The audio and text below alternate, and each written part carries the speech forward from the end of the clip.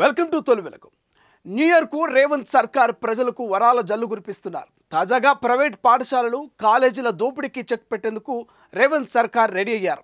Fee regulation commission ఏర్పాటుతో పాటు చట్టం తెచ్చే యోచనలో ఉన్నట్టుగా తెలుస్తోంది. వచ్చే నెల నివేదిక రాగానే ఫీ జూలంకు బ్రేకులు పడినట్టుగా తెలుస్తోంది.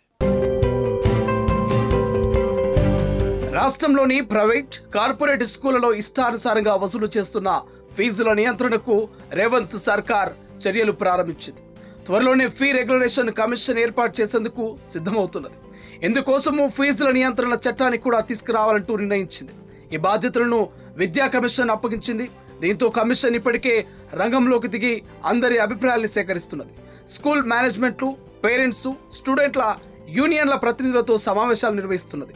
రాష్ట్రంలో 11,454 ప్రైవేట్ కార్పొరేట్ స్కూల్ ఉండగా వాటిలో 34.83 లక్షల మంది విద్యార్థులు చదువుకుంటున్నారు. అయితే ప్రైవేట్ బడుల్లో ఫీజుల నియంత్రణ లేకపోవడంతో ఇష్టానుసారంగా వసూలు చేస్తున్నారు.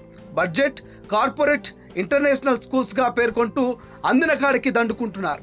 ప్రస్తుతం ప్రైవేట్ బడుల్లో ఏడాదికి 20,000 నుంచి ఏకంగా 5 లక్షల వరకు ఫీజులున్నాయి. ఈ నేపథ్యంలో ఇంజనీరింగ్, ఫార్మసీ కాలేజీల్లో ఫీజుల్ని నిర్ణయించినట్టుగా ప్రైవేటు బడుల్లోనూ ఫీజులు నిర్ణయించాలంటూ పేరెంట్స్, స్టూడెంట్స్ యూనియన్లు ప్రతినిధులు ఎన్నో ఏండ్లుగా ఆందోళన చేస్తున్నారు. తెలంగాణ ఏర్పడిన తర్వాత గత బీఆర్ఎస్ ప్రభుత్వం ఫీజుల నియంత్రణ కోసము ప్రొఫెసర్ తిరుపతిరావు నేతృత్వంలో కమిటీ వేసింది.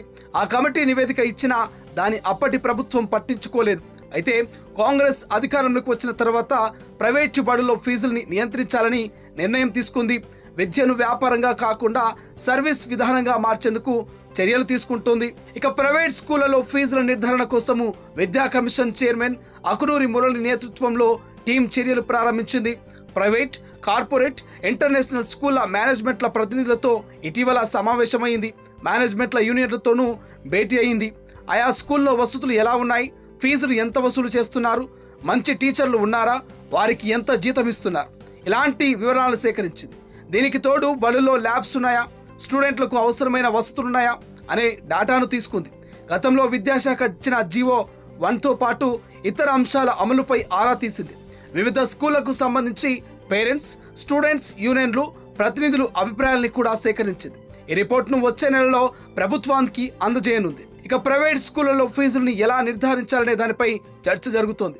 స్కూల్ ఉన్న ప్రాంతాలని బట్టి కేటగిరీలుగా విభజించే యోచనలో విద్యా కమిషన్ ఉన్నట్టుగా తెలుస్తోంది. గ్రేటర్ హైదరాబాద్, జిల్లా కేంద్రాలు, పట్టణ, రూరల్ కేంద్రాలుగా స్కూల్ని విభజించే అవకాశం ఉంది. దీనికి తోడు మేనేజ్మెంట్ల ఆధారంగా స్కూళ్లను కూడా 4 కేటగిరీలో చేయాలంటూ విద్యా కమిషన్ భావిస్తోంది. చిన్న బడ్జెట్ స్కూలు, పెద్ద private school, corporate school, international స్కూల్గా విభజించే అవకాశం ఉంది. మరోవైపు క్లాసుల వారీగా ఫీజులను నిర్ణయించింది. నర్సరీ నుంచి 10th వరకు 4-5 స్లాబ్లుగా ఫీజులను నిర్ణయించే అవకాశం ఉంది. ఫీజుల నియంత్రణ కోసము ఫీ రెగ్యులేషన్ కమిషన్ ఏర్పాటు చేయాలని ప్రభుత్వం నిర్ణయించిన నేపథ్యంలో అందులో ఎవరెవరు ఉండాలనే దానిపైన చర్చ జరుగుతున్నది. ఈ కమిషన్కు చట్టబద్ధత కూడా కల్పించాలంటూ రాష్ట్ర ప్రభుత్వం భావిస్తున్నది. ఇందుకోసము బడ్జెట్ సమావేశాల్లోనే చట్టం తీసుకురావాలని అనుకుంటున్నట్టుగా తెలుస్తోంది. ఒకవేళ అది సాధ్యం కాకపోతే ఆ తర్వాత జరిగే సమావేశాల్లో బిల్లు పెట్టాలని భావిస్తున్నది. అయితే విద్యా కమిషన్ నుంచి ఫైనల్ రిపోర్ట్ అందిన తర్వాత ప్రొఫెసర్ తిరుపతిరావు కమిటీ ఇచ్చిన రిపోర్ట్లోని కొన్ని మంచి అంశాలని పరిగణలోకి తీసుకోనున్నారు. ఫీజుల నియంత్రణకు రాష్ట్ర, జిల్లా స్థాయిలో కమిటీలు వేరున్నారు. ప్రైవేటు బడుల్లో ఫీజుల నియంత్రణకు చర్యలు తీసుకుంటున్నామని అధికారులు కూడా అన్నారు. ఇప్పటికే ప్రైవేట్ మేనేజ్మెంట్లతో, పేరెంట్స్తో మాట్లాడి అభిప్రాయాలు సేకరించామన్నారు.